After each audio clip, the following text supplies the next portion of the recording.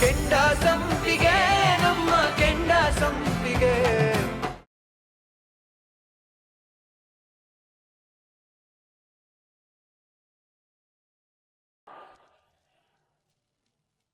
ಮಾವ, ಇದನ್ನ ಯಾವುದನ್ನು ನಂಬೇಡಿ.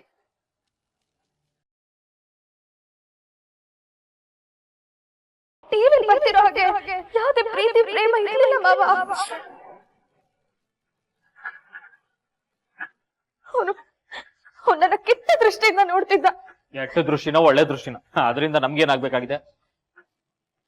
ಅದೇ ಕಾರಣಕ್ಕೆ ಅಲ್ವಾ ಅವನೀಗ ತೀರ್ಥನ್ ಜೀವದ ಹಿಂದೆ ಬಿದ್ದಿರೋದು. ಎಕ್ಸಾಕ್ಟ್ಲಿ, ನಮ್ಗೆ ತೀರ್ಥನ್ ಜೀವ ಮುಖ್ಯ ಮಾವ.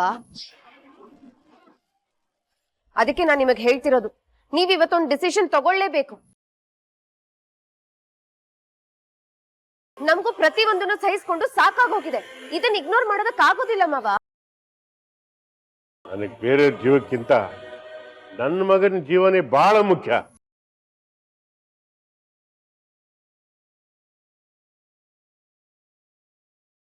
ಆದ್ರೂ ಪದ್ಮ ಇವಳ ಮೇಲಿಟ್ಟಿದ್ದ ಅಪಾರವಾದ ನಂಬಿಕೆಗೆ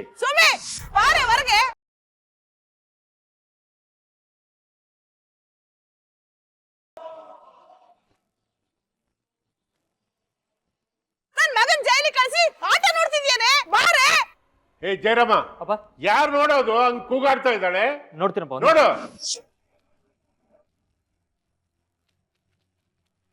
ಯಾಕಮ್ಮ ಗೈ ಹೇಳಿದ್ರೆ ಕೂಗಾಡ್ತಿದ್ಯಾ? ನಡೆಯಮ್ಮ ನಡೆಯಮ್ಮ. ಏಯ್ ಸುಮ್ಮನೆ ನಿಂತ್ಕೊಳ್ಳೆ, ಗೈ ಹೇಳಿದ್ರೆ ಮುಖದ ಬಾರಿಸ್ಬಿಡ್ತೀನಿ ನೋಡು. ಏ ಮನೆ ಹಾಳೆ, ಬಾರೆ ಹೊರಗೆ ಬಾ. ದೊಡ್ಡ ಮನೆ ಸಿಕ್ತು ಅಂತ ನನ್ ಮಗನ ತಲೆ ಮೇಲೆ ಚಪ್ಪಡಿಗಳು ಹೇಳ್ಬಿಟ್ಟೇನೆ. ಬಾರೆ. ಏಯ್ ಯಾರು ನೀವು? ಏನ್ ಈ ತರ ಕೂಗಾಡ್ತಾ ಇದ್ದೀರಾ? ಅಕ್ಕಪಕ್ಕ ಮನೆಯವ್ರು ನೋಡಿದ್ರೆ ಏನ್ ಅನ್ಕೋಬೇಕ? ಯಾರು ಬೇಕು ನಿಮ್ಗೆ? ನೀನಿಗ್ ಬೇರೆ ಹೊಸ ಕತೆ ಹೇಳ್ತೀನಿ ಬಾಯಲ್ಲಿ. ಹೋಗಿ ಸುಮ್ಮನೆ ಕರಿ, ಕಾಶಿ ಅಮ್ಮ ವಿಜಯಮ್ಮ ಬಂದಾರೆ ಅಂತ ಹೇಳಿ ಗೊತ್ತಾಗತ್ತೆ. ಹೋಗು ಹೋಗು, ಬಂದ್ಬಿಟ್ರಿಲ್ಲಿ. ಏನು ಯಾರೋ ಅವಳು? ಅಪ್ಪ, ಆ ಕಾಶಿ ಅವ್ರ ಅಮ್ಮ ಅಂತೆ.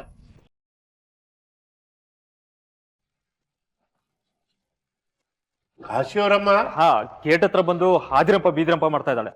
ಹಾದಿರಂಪ ಬೀದಿರಂಪ ಮಾಡ್ತಾ ಇದ್ದಾಳ? ಇನ್ನು ಈ ಹಾಳ ಕಣ್ಣಲ್ಲಿ ಏನೇನ್ ನೋಡ್ಬೇಕು, ಏನೇನ್ ಕೇಳ್ಬೇಕು? ಏ ಸುಮ್ನೆ ಬಾರೆ ಬಾರೆ, ಮಹಾರಾಣಿ ಬಾ. ನಾನ್ ಮನೆ ಹಾಳು ಮಾಡಿ ನೀನು ಬೆಚ್ಚ ಕೂತಿದೀಯಾ? ಬಾ ಮಹಾರಾಣಿ ಬಾ.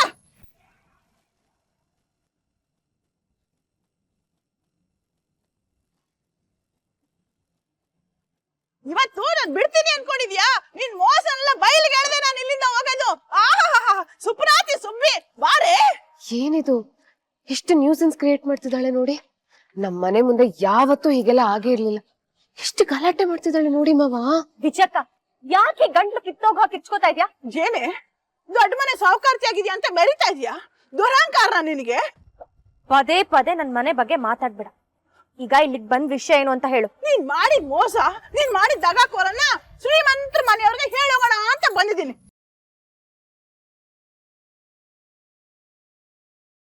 ಸಾಕ್ ಸುಮ್ನಿರಕ್ಕ. ಮೋಸ್ಗಾರ್ ಯಾರು, ದಗಾಕೋರ್ ಯಾರು ಅಂತ ಕಾಲೋನಿಲಿರೋ ಪ್ರತಿಯೊಂದ್ ಮನೆಗೂ ಗೊತ್ತಿದೆ. ಅಯ್ಯ ನಿನ್ ಬಾಯಿ ಹುಳ ಬೀಳ, ನಿನ್ ಬಾಯಿ ಮಣ್ಣಾಕ. ಅಲ್ಲ ಕಣೆ, ನಿನ್ ತಂಗಿ ಕಾಲೇಜಿಗೆ ಫೀಸ್ ಕಟ್ಟುವಾಗ ಅಯ್ಯೋ ವಿಜಯಕ್ಕ ಫೀಸಿಗೆ ದುಡ್ಡಿಲ್ಲ ಅಂತ ನಂತರ ಕಾಸು ಕೇಳಕ್ ಬಂದಿದ್ದೆ. ನಾಚಿ ಆಗಲ್ವೇನೆ ನಿನಗೆ? ಅಲ್ಲ ಕಣೆ, ನಾನ್ ಫೀಸಿಗೆ ದುಡ್ಡು ಕೊಟ್ಟಿಲ್ಲ ಅಂದ್ರೆ ಇವತ್ತಿನ ತಂಗಿ ಕಾಲೇಜ್ ಓದ್ತಿದ್ಲಾ?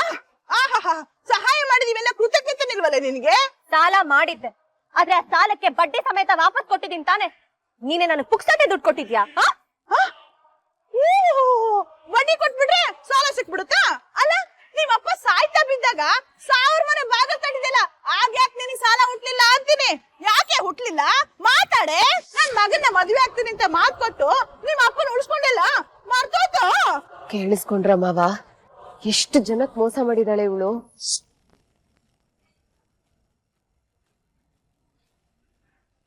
ಮಾತಾಡೆ, ಮಾತಾಡು.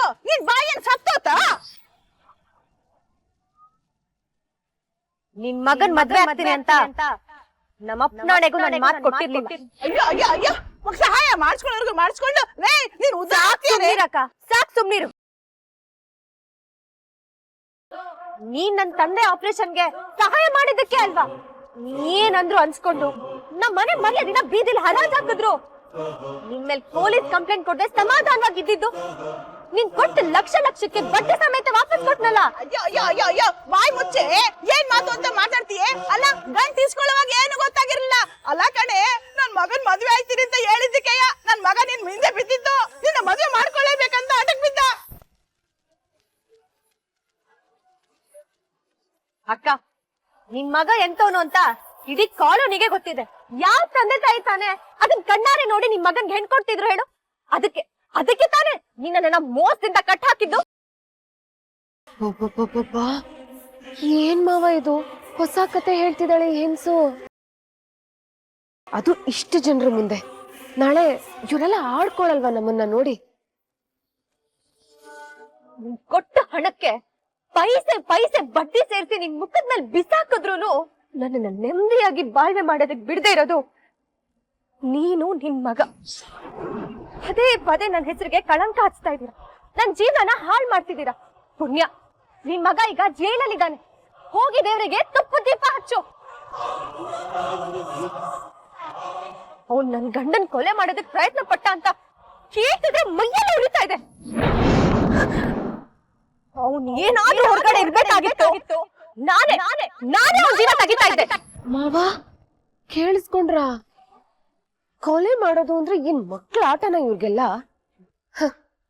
ಎಷ್ಟೇ ಆದ್ರೂ ಆ ಕೇರಿ ನೀರ್ ಕುಡ್ದವಳಲ್ವಾ, ವೇಷ ಅನ್ನೋದು ರಕ್ತದಲ್ಲೇ ಇರುತ್ತೆ. ಏಯ್, ಏನೇ ಬೊಗಳ್ತಿದ್ಯಾ? ಏನೇ ಬೊಗಳ್ದೆ? ನೀನು ನನ್ ಮಗ ಜೀವ ತೆಗೆದ್ಬಿಡ್ತೀಯಾ? ಆಮೇಲೆ ಉಳ್ಕೊಂತೀನಿ ಅನ್ಕೊಂಡಿದ್ಯಾ? ನೋಡ, ನೀನ್ ಈ ಕೋಟೆ ಒಳಗೆ ಭದ್ರವಾಗಿ ಆಡ್ಕೊಂಡಿದ್ರು ನನ್ ಮಗ ನಿನ್ ಬಿಡಾಕಿಲ್ಲ. ಓಹೋ, ತಮ್ಮ ಕೌನ್ಸಿಲರ್ ಸಾಹೇಬ್ರು ನಿನ್ನ ಕಾಪಾಡ್ತಾನೆ ಅಂತ ಧೈರ್ಯನ ಅದನ್ನೆಲ್ಲ ಇಟ್ಕೊಂಬೇಡ, ಮರ್ತ್ ಬಿಡು.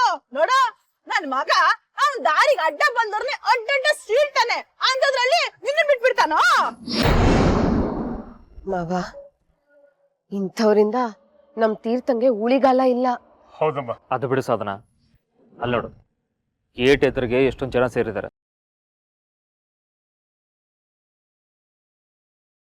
ವಿಜಯಕ್ಕ, ಇನ್ನೊಂದು ಮಾತಾಡಿದ್ರು ಚೆನ್ನಾಗಿರಲ್ಲ. ಹೊರಟೋಗಿಲ್ಲಿಂದ.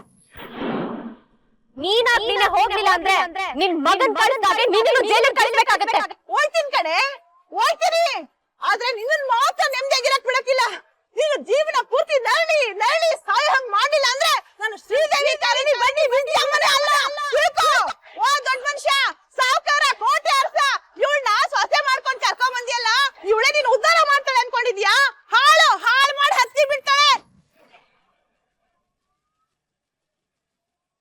ನೀವ್ ಯಾರು ಉದ್ಧಾರ ಹಾಕಿಲ್ಲ, ಸರ್ವನಾಶ ಆಗೋಗ್ತೀಯ.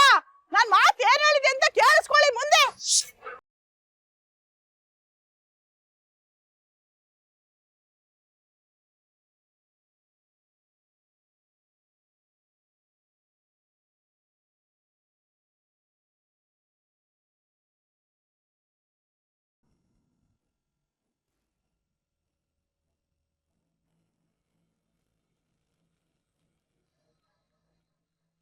ಏನ್ ಕೇಶವ ಪ್ರಸಾದ್, ಎಂತ ಲೋಕಲ್ ಜನ ಬಂದು ನಿಮ್ಮ ಮನೆ ಮುಂದೆ ಜಗಳ ಮಾಡ್ತಾವ್ರೆ? ಇದೊಂದ್ಸರಿ ಇನ್ನೊಂದ್ಸರಿ ಡಿಸ್ಟರ್ಬ್ ಆದ್ರೆ ಪೊಲೀಸಿಗೆ ಕಂಪ್ಲೇಂಟ್ ಕೊಡ್ಬೇಕಾಗತ್ತೆ. ನಿಮ್ಗಾಗಿರೋ ಅನಾನುಕೂಲಕ್ಕೆ, ತೊಂದರೆಗೆ ನಾನು ಕ್ಷಮಾಪಣೆ ಕೇಳ್ತಾ ಇದ್ದೀನಿ.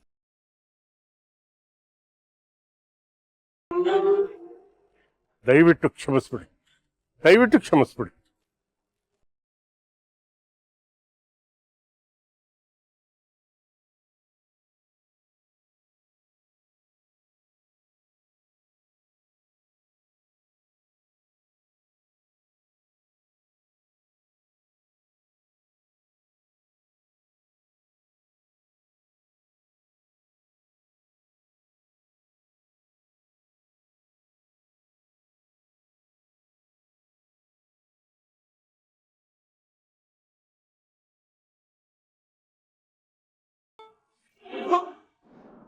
ಕಾಶಿಗೆ ಏನಾಗೈತೋ ಅವನ ಮನೆ ಕಾಯುವಾಗ ಹೋಗ ಅವನ್ನ ಕೊಚ್ಕೊಂಡಾದ್ರು ಪಾಪ ಬರಲ್ಲ ಕಣವ. ಯಾಕಂಗ್ ನಮ್ ಕುಟುಂಬದಲ್ಲಿ ದ್ವೇಷ ಕಾರ್ತಾನೋ? ನನ್ನ ಮಗಳು ಬಾಳು ನೆಮ್ಮದಿ ಎಲ್ಲ ಹಾಳು ಮಾಡ್ತಾವ ಕಣವ ಅವನು. ಅಪ್ಪ, ಈ ಕಾಶಿ ಬರೀ ಅಕ್ಕನ ಹೆಸರು ಮಾತ್ರ ಹಾಳು ಮಾಡ್ತಿಲ್ಲಪ್ಪ, ಭಾವನ್ ಜೀವದಿಂದನೂ ಬಿದ್ದಿದ್ದಾನೆ. ಏನೋ ಅದು ನಡೆಯುವ ನೋಡೋಣ, ನಡೆಯುವ ನಡೆಯುವ. ರಾಮಣ್ಣ ರಾಮಣ್ಣ ರಾಮಣ್ಣ ಏ ಬಾ.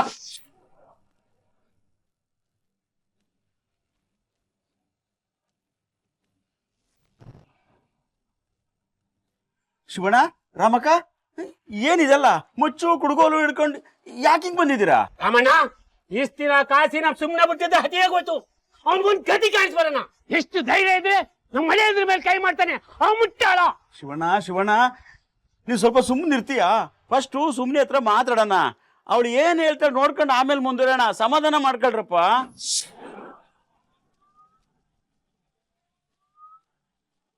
ಮಾವ, ನೀನ್ ಏನು ಹೇಳಿದ್ರು ಕೇಳಕ್ ನಾನು ತಯಾರಾಗಿಲ್ಲ. ನೀನು ಹೇಳಿದ್ದನ್ನೆಲ್ಲ ಕೇಳ್ಬೇಕು ಅಂದ್ರೆ ನಾನು ಹೇಳಿದ್ದನ್ನ ಮೊದಲು ನೀನ್ ಕೇಳ್ಬೇಕು. ಮಾವ, ಇವಳು ಮುಖವಾಡ ಹಾಕೊಂಡ್ ಬದುಕ್ತಿದ್ದಾಳೆ. ಇವಳ ಮನ್ಸಲ್ಲಿ ಏನಿದೆ ಅನ್ನೋದು ಇವಳಗ್ ಮಾತ್ರ ಗೊತ್ತು. ನೀವ್ ಇವತ್ತೊಂದು ದೃಢ ನಿರ್ಧಾರ ತಗೊಳ್ಳೇಬೇಕು ಮಾವ. ಇದಕ್ ಮೇಲೆ ನಾನೇನು ಹೇಳೋದಿಲ್ಲ. ನೋಡ, ಮೊದಲು ನಾನು ಹೇಳೋದನ್ನ ನೀನ್ ಕೇಳ್ಬೇಕು. ನಾವು ಈ ಮನೇಲಿ ನೆಮ್ಮದಿಯಾಗಿರ್ಬೇಕು ಅನ್ನಂಗಿದ್ರೆ ಮೊದಲು ನೀನ್ ಈ ಮನೆ ಬಿಟ್ಟು ಆಚೆ ಹೋಗ್ಬೇಕು.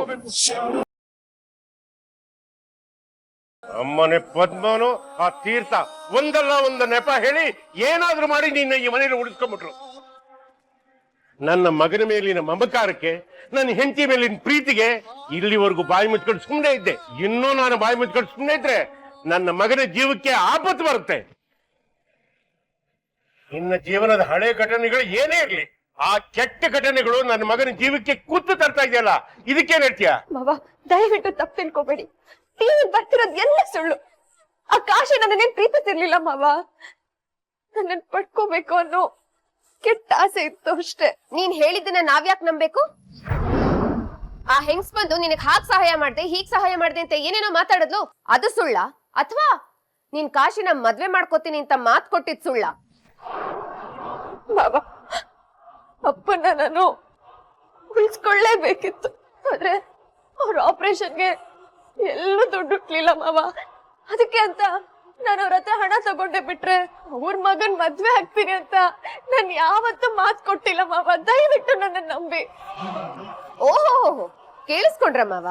ಕೆಲ್ಸ ಆಗೋವರ್ಗು ಮಾತ್ರ ಬಳಸ್ಕೊತಾಳೆ, ಆಮೇಲೆ ಅವ್ರನ್ನ ಕಸದ ತರ ಬಿಸಾಕ್ತಾಳೆ. ಅಪ್ಪನ್ ಜೀವ, ನನ್ ಜೀವನ ಎರಡ್ರಲ್ಲೊಂದನ್ನ ಆರಿಸ್ಕೋಬೇಕು ಅಂತಂದಾಗ ನಾನ್ ಮದ್ವೆ ಮಾಡ್ಕೋತೀನಿ ಅಂತ ಹೇಳಿದ್ದೇನು ನಿಜ. ಆದ್ರೆ ಏನಮ್ಮಾದ್ರೆ ಅಷ್ಟೊಳಗೆ ನನ್ನ ಮಗ ತೀರ್ಥ ಸಿಕ್ಬಿಟ್ಟ. ಆ ಕಾಶಿಗಿಂತ ನನ್ನ ಮಗ ಕೋಟಿ ಪಾಲ್ ಒಳ್ಳೆಯವನು ಅಂತ ಅವನ್ ಬೆನ್ನಕ್ಕ ಬಂದ್ಬಿಟ್ಟೆ ಅದ? ಇಲ್ಲ ಮಾವ, ನನ್ಗೆ ಸಾಹೇಬ್ರನ್ ಮದ್ವೆ ಆಗ್ಬೇಕು ಅನ್ನೋ ಯಾವ ಆಸೆ ಕನ್ಸುಗಳು ಇರ್ಲಿಲ್ಲ. ನನ್ಗೆ ಬೇರೆಯವ್ರ ಜೊತೆ ಮದ್ವೆ ನಿಶ್ಚಯನೂ ಆಗಿತ್ತು. ಆದ್ರೆ ಆ ಹುಡ್ಗ ತಾಳಿ ಕಟ್ಟೋ ದಿನನೇ ಓಡೋದ. ಓಡೋಗ್ದೆ ಇರ್ತಾನ? ಯಾಕೆ ಓಡೋದ? ನಿನ್ ಅಸ್ಲಿ ಬಣ್ಣ ಗೊತ್ತಾಗಿರುತ್ತೆ, ಅದಕ್ಕೆ ಹೋಗಿರ್ತಾನೆ. ಇಲ್ಲ ಇಲ್ಲ,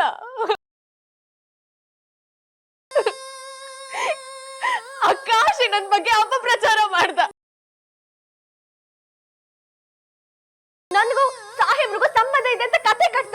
ಅದಕ್ಕೆ ಇದೆಲ್ಲ ಆಗಿದ್ದು.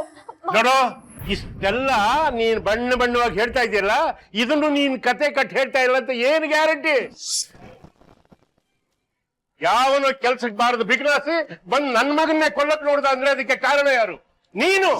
ಹೌದು, ನೀನ್ ದೂರ ಹೋಗೋದ್ರಿಂದ ಆ ಕಾಶಿ ದೃಷ್ಟಿ ನನ್ನ ಮಗನ ಮೇಲೆ ಬೀಳಲ್ಲ. ನನ್ನ ಮಗನಿಗೆ ಅವಾಗ ಜೀವಕ್ಕೆ ಯಾವುದೇ ಅಪಾಯ ಇರಲ್ಲ. ಇದು ಬರೀ ರಾಜಕೀಯ ದ್ವೇಷ ಆಗಿದ್ದಿದ್ರೆ ನನ್ನ ಮಗನಿಗೆ ಹೇಳ್ತಿದ್ದೆ, ನಿನ್ಗೆ ಯಾವ ರಾಜಕೀಯನು ಬೇಡ, ಮರ್ಯಾದೆಯಿಂದ ಫ್ಯಾಕ್ಟ್ರಿ ನೋಡ್ಕೊಂಡು ಮನೇಲಿ ಬಿದ್ದಿರು ಅಂತ. ಆದ್ರೆ ಇದು ವೈಯಕ್ತಿಕ ದ್ವೇಷ. ಅದಕ್ಕೆ ನೀನ್ ಈ ಮನೇಲಿ ಇರ್ಕೂಡ್ದು, ಆಚೆ ಹೋಗ್ಬೇಕು.